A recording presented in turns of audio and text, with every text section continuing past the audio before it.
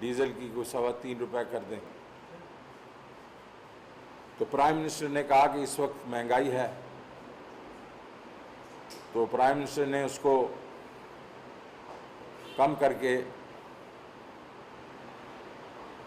Petrol की price 4 रुपये कर दी, डीजल की 2 रुपये कर दी। इससे हुकूमत को 2 अरब रुपए का जो है वो नुकसान हुआ। मतलब है कि हुकूमत को पैसे आए नहीं, पैसे गए। और ये कीमतें क्यों बढ़ रही हैं? क्योंकि इंटरनेशनल प्राइसेस जो हैं वो बढ़ गई। आपकी जो क्रूड की प्राइस है वो जो $42 थी जनवरी फरवरी में, वो $80 पे चली गई। इस वक्त पाकिस्तान की जो कीमतें हैं वो 17वें नंबर पे हैं। सिर्फ 16 ऐसे मुल्क हैं जो उनकी पेट्रोल की प्राइसेस थोड़ी कम है हमारे से। ये वो हैं जो कि तेल खुद प्रोड्यूस करते हैं, उनके पास अपना तेल है। हम इस पूरे रीजन में सस्ते हैं। हिंदुस्तान 235 रुपये का पेट्रोल दे रहा है और हम 127 रुपये का दे रहे हैं। बांग्लादेश 195 पे। तो रीजन में भी बहुत सस्ते हैं और दुनिया के बीच में भी हम सस्ते हैं। तो क्या हम चाहेंगे कि इसको और कम किया जाए? बिल्कुल हम चाहेंगे कि और कम किया जाए, लेकिन हमारा इशू ये है कि अगर हम कम और करते हैं तो हमारा जो रेवेन्यू है हमें अपनी जेब से डालने पड़ेंगे पैसे। और इस वक्त आपको मालूम होगा कि जो पेट्रोलियम लेवी है, जो कि 2018 में 30 रुपये फी लीटर थी, वो इस वक्त कम होकर 2-2.5 रुपये पे आ गई। तो हम लेवी तो रख ही नहीं रहे, हालांकि हमारे बजट में उसके लिए 600 बिलियन रुपया रखा हुआ है कि हमें उधर से मिलेगा, लेकिन हमने इसकी परवाह नहीं की। प्राइम मिनिस्टर ने इसकी परवाह नहीं की। प्राइम मिनिस्टर ने कहा कि नहीं, हम लोगों पे और बोझ नहीं डालेंगे। तो ये एक सिग्नल है कि जो इस वक्त का हाकिम है, जो इस वक्त का प्राइम मिनिस्टर है, वो गरीब आदमियों के लिए किस किस्म के तासुरात रखता है, किस किस्म की फीलिंग्स रखता है। अब आगे चलें और क्योंकि मैं काफ़ी दिनों के बाद आ रहा हूँ, तो प्राइसेस पे बात हो जाए। जनरली प्राइसेस लोग कह रहे हैं कि जी बहुत महंगाई होगी। ये जो प्राइसेस हैं, ये कोविड की वजह से पूरी दुनिया के बीच में उनका ये असर पड़ रहा है। अमेरिका के बीच में जहाँ 1-1.5% इन्फ्लेशन होती थी, आज 8.5% इन्फ्लेशन। बरतानिया के भी जुलाई के महीने में फूड इन्फ्लेशन 31% से बढ़ गई। तो ये जो डिसरप्शन हुई है कोविड की वजह से, उसने हमें भी इफेक्ट किया। इंटरनेशनल प्राइसेस इस वक्त बुलंद तरीन सतह पे हैं पिछले 10 सालों में, 12 सालों में, और उसका हमें भी इफेक्ट हुआ है। हमें क्यों इफेक्ट हुआ है? क्योंकि इस वक्त हम फूड इंपोर्टर बन गए, और फूड इंपोर्टर हम सिर्फ 3 साल में नहीं बने। ये पिछले जो 30 साल की कोताहियाँ हैं एग्रीकल्चर सेक्टर में, उसका खमियाजा हम भुगत रहे हैं। लेकिन ये हुकूमत जो है, ये चाह रही है कि इसका कोई सद्देबाद होना चाहिए। तो हम क्या कर रहे हैं? पहले तो एग्रीकल्चर पे हम पैसे डाल रहे हैं ताकि प्रोडक्शन अपनी हमारी हो जाए, बढ़ जाए, और हम अपने ही चीज़ें जो हैं यहाँ वो इस्तेमाल कर सकें। हम इस वक्त गंदम इंपोर्ट कर रहे हैं, चीनी इंपोर्ट कर रहे हैं, दालें इंपोर्ट कर रहे हैं, घी इंपोर्ट कर रहे हैं। तो हम ये चाह रहे हैं कि ये सारी चीज़ें जो यहीं हम लोग अपने पास से उगाएं, और जो पैसे हम बाहर वालों को देते हैं कम से कम उतनी, अगर या उससे थोड़े कम पैसे भी नीचे अपने अपने काश्तकारों को देंगे तो वो भी खुश होंगे। दूसरा हम क्या कर रहे हैं? हम डायरेक्ट जो चीज़ें हमारे लिए, हमारे लोगों के लिए रोज़मर्रा की चीज़ें हैं, अब गंदम है, गंदम की जो हमारे पास इस वक्त जो एक किस्म से हमारी कॉस्ट है, वो 2040 रुपये, ये 1800 रुपये के ऊपर जो हमने मिनिमम प्राइस रखी हुई है, परचेज प्राइस जो है हमारी, तो उसके लिहाज से 2040 रुपये प्राइम मिनिस्टर ने उसको 1950 कर दिया। अब पंजाब ने वो रिलीज़ें शुरू कर दी 1950 में। अभी फ्रंटियर अब हमारे जो केपी और बलूचिस्तान भी करना शुरू कर देंगे, और सिंध ने भी हमें ये एश्योरेंस दिए कि वो भी करना शुरू हो जाए। उससे हमारी जो कीमतें हैं वो तकरीबन 1100 रुपये 20 किलो के थैले की हो जाएंगी। तो ये जो है ये डायरेक्ट रिलीफ सबके लिए। इसी तरीके चीनी जो है वो हालांकि हम कुछ इंपोर्ट कर रहे हैं और हमें काफ़ी महंगी पड़ रही है, लेकिन हमने ये कहा है कि हम इसको 90 रुपये पे बेचेंगे, 89.75। वो कोर्ट में कोई चैलेंज हुआ है, लेकिन इंशाल्लाह अगले मंगल को वो भी ख़त्म होगा, और इंशाल्लाह बुध से ये भी हम सारे पूरे मुल्क में कोशिश करेंगे इसको 90 रुपये पे दिया जाए। फिर घी के ऊपर, और घी की प्राइसेस जो हैं वो दुगनी हो गई हैं इस वक्त दुनिया के बीच में, लेकिन और हमारे पास हम 80-90% जो है ये पाम ऑयल वगैरह हम इंपोर्ट करते हैं। तो हमने सेल्स टैक्स ड्यूटी में छूट दे के तकरीबन 50 रुपये, कोई तकरीबन 44-47 रुपये की जो छूट दे रहे हैं, और इंशाल्लाह आप देखेंगे अगले चंद दिनों में ये जो अब 350 350 रुपये पे घी जा रहा है किलो, ये 200-300 से नीचे आ जाएगा।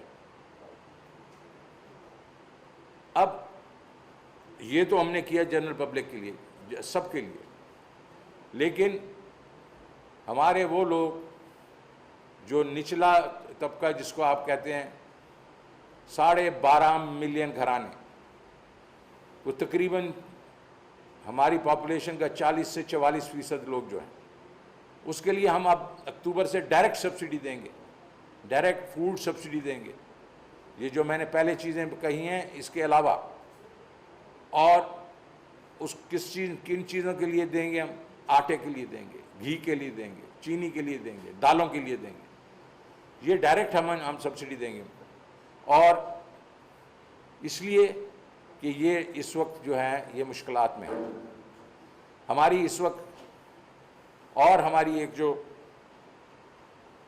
कोशिश है वो ये है कि हमारा जो मिडिल मैन है, कोई उसको आड़ती कहता है, कोई कुछ कहता है, वो बहुत मुनाफा कमाता है।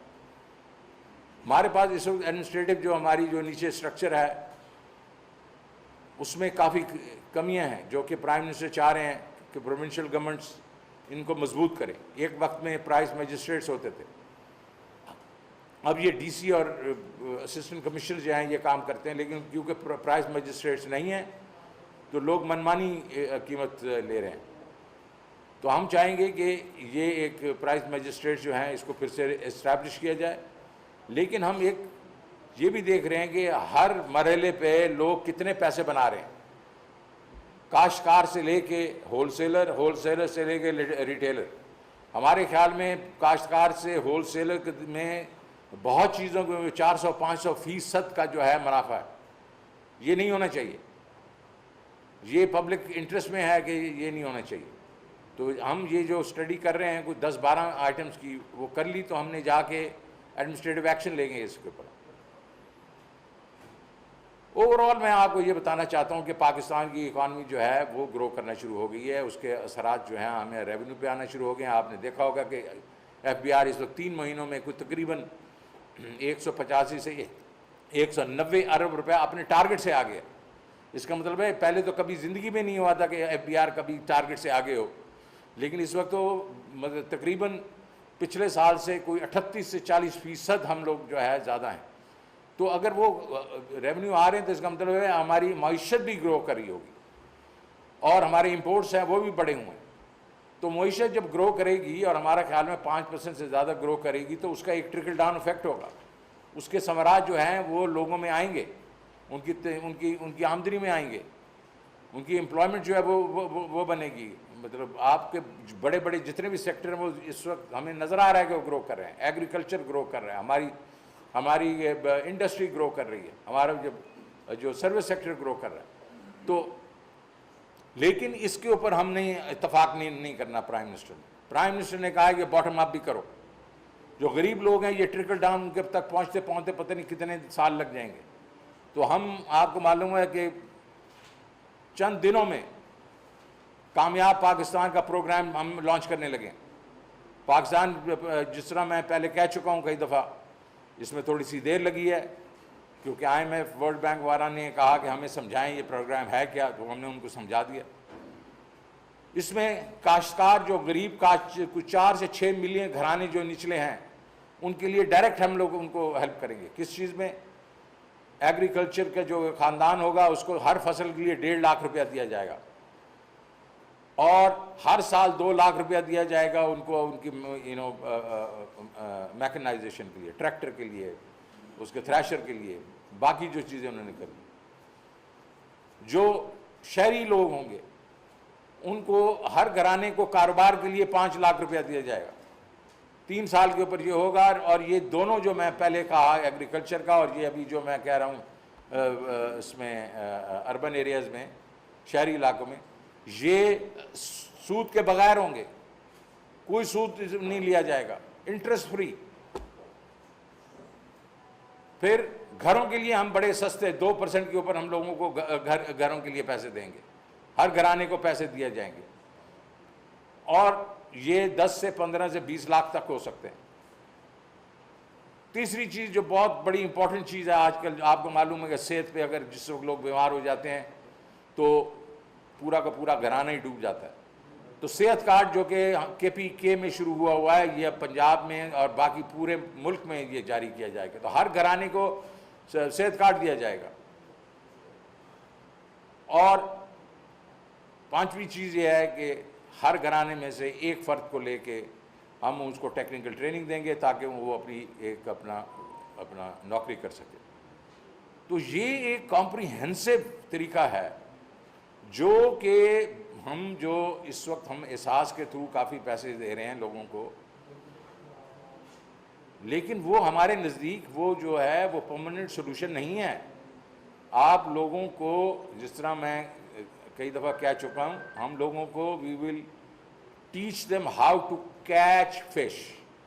मछली पकड़ना सिखाएंगे, मछली नहीं सिर्फ दे दिया करेंगे ताकि वो अपने पैरों पे खड़े हों।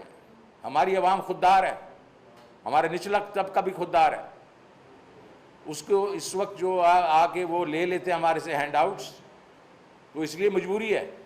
लेकिन आप उनको चांस दें, वो अपना कारोबार खुद करें, अपने पाँव पर खड़े करें हों, तो इससे ज़्यादा उनके लिए खुशी की बात नहीं होगी। और ये हम ऐसे यूनिक तरीके से कर रहे हैं जिसके बीच में हुकूमत को बहुत थोड़े पैसे डालने पड़ेंगे। हमें सिर्फ वही सब्सिडी देनी पड़ेगी जिसमें हम लोग कह रहे हैं कि बगैर सूद के होगा। तो मैं ये आपको बताना चाहता हूँ कि आपका प्राइम मिनिस्टर जो है वो इस मुल्क को रियासत मदीना बनाना चाहता है। वो चाहता है कि यहाँ इंसाफ हो और ये वेलफेयर स्टेट हो। तो इंशाअल्लाह हम बना के रहेंगे। बहुत बहुत शुक्रिया।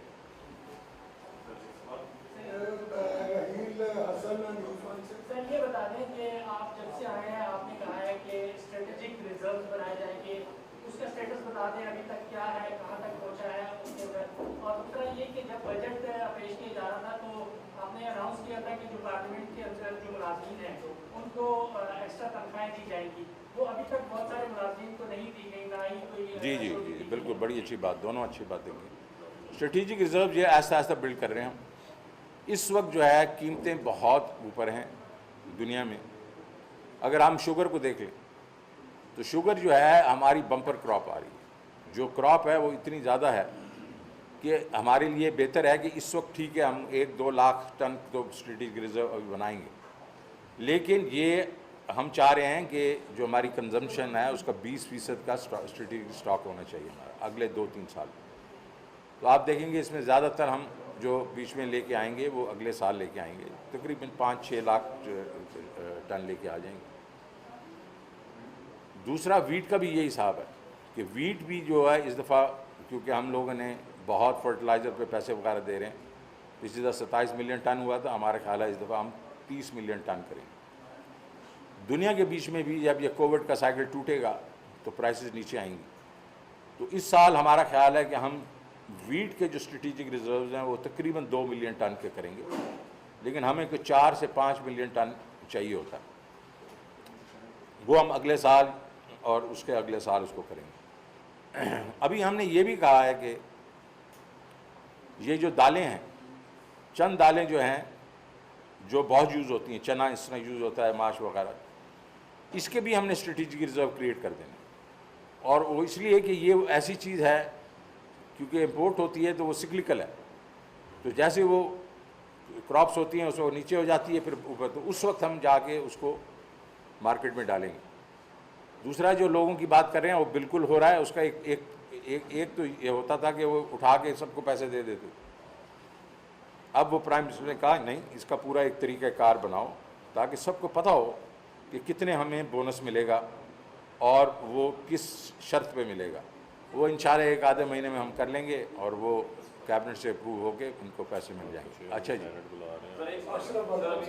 अभी सर डॉलर की जो कीमत बढ़ी है, इससे हमारा डेट पे क्या बढ़ता है, कितना और साथ ही आईएमएफ के साथ 4 तारीख से शायद मुलाकात शुरू हो रही है, क्या पोर्टफोलियो है वो डेट?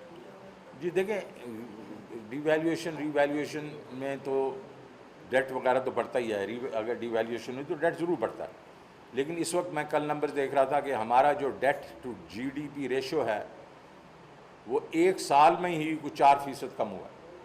हम लोग 4% हमारा डेट जीडीपी कम हुआ है पिछले साल, इस साल और भी कम होगा। तो ये मेयार तो यही है, बिकॉज अदरवाइज तो आपकी इकॉनमी बढ़ रही है, फिजिकल डेट जो होता है वो तो बढ़ता ही रहता है। आईएमएफ देखें जी, बड़े सिंसियरली हम इनके साथ करेंगे निगोशिएशंस। आपको मालूम है कि 2 इश्यूज़ हैं, एक रेवेन्यू का इशू है और एक पावर सेक्टर का इशू है। रेवेन्यू का इशू जो है आपको देख रहे हैं, हमने जो उनसे वादा किया हुआ है कि 5.8 ट्रिलियन हम लोग लेके आएंगे। जो इस वक्त के नंबर्स हैं वो तो मैं आपको शर्तिया भी कह सकता हूँ, अगर अल्लाह ताला की मदद हमारे साथ हो तो उसको हम क्रॉस करेंगे, तो इसलिए उसमें तो कोई मसला नहीं होना चाहिए ज़्यादा। लेकिन पावर के ऊपर हमारे चैलेंजेस हैं और हम प्रपोज़ल बना रहे हैं जिसमें हम उनको कह रहे हैं कि सिर्फ आप अगर टैरिफ बढ़ाते रहेंगे ये मसले का हल नहीं है। मसले का हल है कि आप बेसिकली इसके कई परम्यूटेशंस हो सकती हैं, जिससे एक परम्यूटेशन तो ये है ना कि इकॉनमी आपकी ग्रो करे, आपकी जो है यूसेज ज़्यादा हो, आपके पास वो बिजली के घर, बिजली की जो पड़ी फालतू बिजली पड़ी है वो यूज़ हो, तो लेकिन उसमें टाइम लगेगा। तो हमें कुछ थोड़ा सा स्पेस दें। हम और फार्मूले लेके जा रहे हैं कि किस तरीके से सिर्फ टैरिफ इंक्रीज़ से हम ये मसला हल ना करें कि उस पर गरीब पे बोझ पड़ता है, और अगर गरीब को हम प्रोटेक्ट भी करते हैं तो इंडस्ट्री पे बोझ पड़ता है, इंडस्ट्री अनकम्पिटिटिव हो जाती है और फिर वो साइकिल फिर के वापस गरीब के ऊपर आ जाता है क्योंकि वो प्राइसेस बढ़ाते हैं और प्राइसेस से इन्फ्लेशन बढ़ती है। लेकिन मैं पुरुमीद हूँ कि हमारी जो है कंस्ट्रक्टिव एक किस्म से डिस्कशन होगी आईएमएफ के साथ और इंशाल्लाह हम किसी न किसी सोल्यूशन पे आ जाए। Thank you very much sir. आप वो अपना रोटा डे का जवाब दे लें जी। बिस्मिल्लाहिर्रहमानिर्रहीम। जैसा कि अभी वज़ीर ख़ज़ाना साहब जो है वो फरमा रहे थे कीमतों के हवाले से, इसमें बड़ा एक अहम पहलू है जो सूबाई हुकूमतों की भी ज़िम्मेदारी है, और ख़ास तौर के ऊपर जहाँ पर हमारी हुकूमत है, हमने इक़दामात लिए हैं। हमने अपनी एडमिनिस्ट्रेशन को भी टारगेट्स दिए हैं कि वो ग्रां फरोशों के ख़िलाफ़ भी कार्रवाई करें, और इसी के साथ साथ आज पंजाब में गंदम 1950 रुपये में सरकारी गंदम जो है वो रिलीज़ हो रही है। लेकिन सिंध में जहाँ पर 13 साल से पीपल्स पार्टी की हुकूमत है, वहाँ अभी तक जो है उनके गोदामों के अंदर सरकारी गंदम जो है वो उसी तरह मौजूद है, और उसको रिलीज़ करने की बजाय, आवाम को रिलीफ देने की बजाय, आज अगर पंजाब में 20 किलो आटे का थैला 1100 रुपये में मुहैया हो रहा है, तो कराची के अंदर वही आटे का 20 किलो का थैला 1350 रुपये में, 1400 रुपये में बिक रहा है। तो इतनी बड़ी जो फ़र्क है सूबों के दरमियान कीमतों का, इसमें मैं समझता हूँ कि पीपल्स पार्टी की हुकूमत की एक बहुत बड़ी नाअहली है। और पाकिस्तान अब ख़ास फोकस कर रहा है फूड सिक्योरिटी के ऊपर, यानी कि ज़राअत से खुराक तक का वज़ीर आज़म इमरान खान साहब ने इक़दाम लिए। 22 करोड़ एकड़ ज़मीन हमारे मुल्क में मौजूद है, जो कि जिसमें से 5 करोड़ एकड़ ज़मीन काबिल काश्त है, जिस पे काश्त हो रही है, बाकी ज़मीन को काबिल काश्त बनाया ही नहीं गया।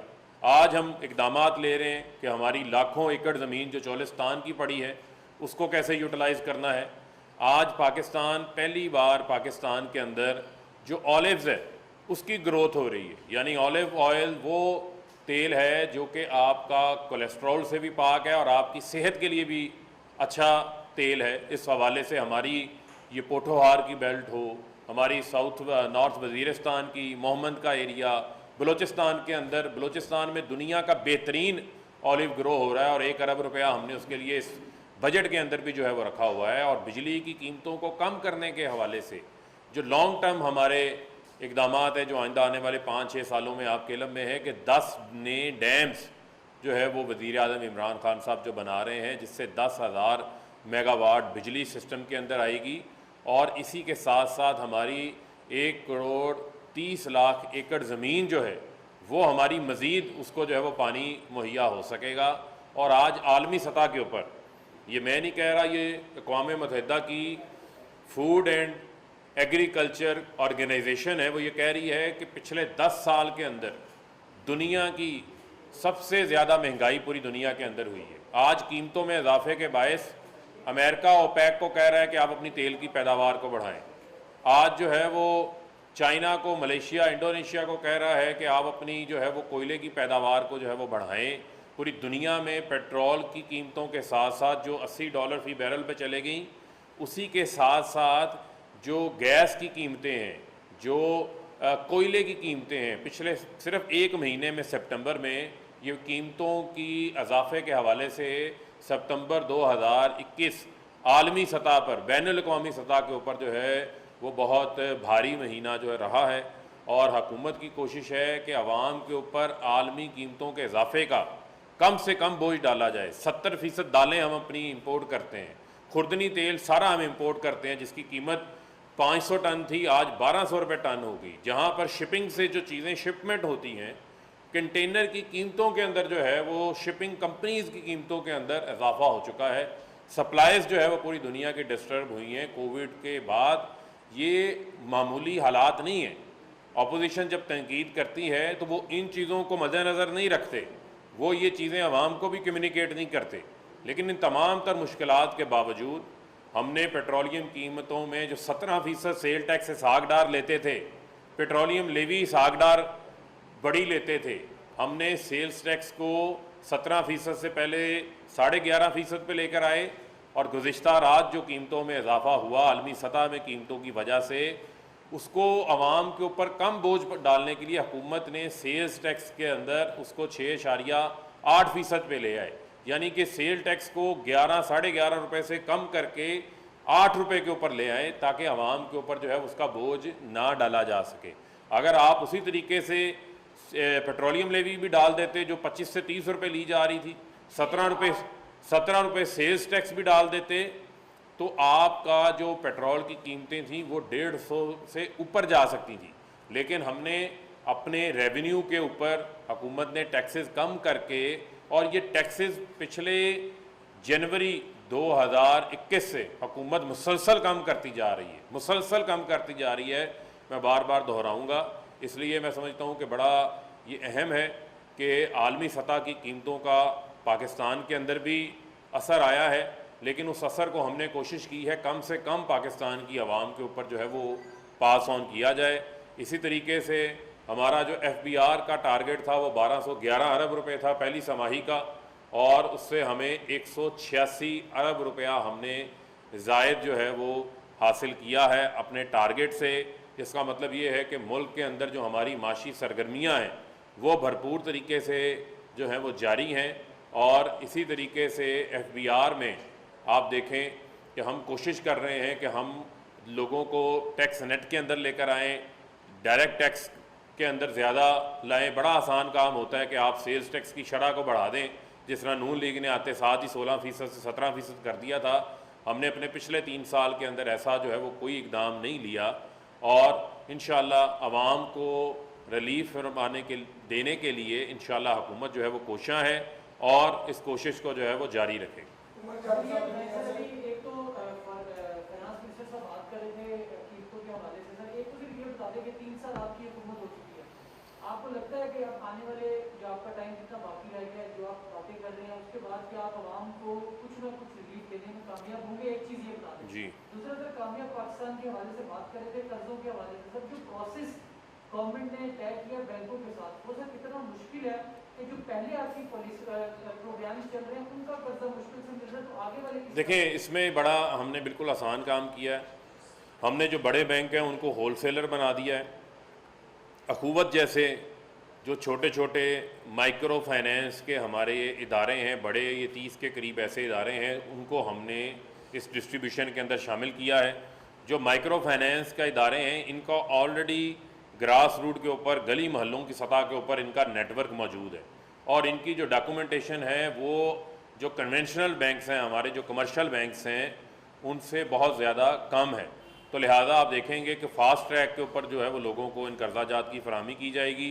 इसका आगाज़ आइंदा आने वाले दिनों में खैबर पख्तूनख्वा से, इसका बलूचिस्तान से, गिलगित बल्तिस्तान, आज़ाद कश्मीर और सूबा पंजाब के वो पसमानदा अज़ला जहाँ पर गुरबत बहुत ज़्यादा है, और सिंध कुछ पसमानदा अज़ला जहाँ पर गुरबत ज़्यादा है, वहाँ से इसका पहले मरहले के अंदर जो है इसका आगाज़ किया जाएगा आइंदा आने वाले चंद दिनों के अंदर। और आप देखेंगे कि 5 लाख रुपया बिला सूद लोगों को अपने कारोबार के लिए मिलेगा। इसी तरीके से उनको फसल के लिए इत्तलात और नशरियात फ़ारूक हबीब मीडिया से गुफ्तगू कर रहे थे। उन्होंने कहा कि कोरोना की वजह से पूरी दुनिया में पेट्रोल की कीमत में इजाफा देखने में आया है।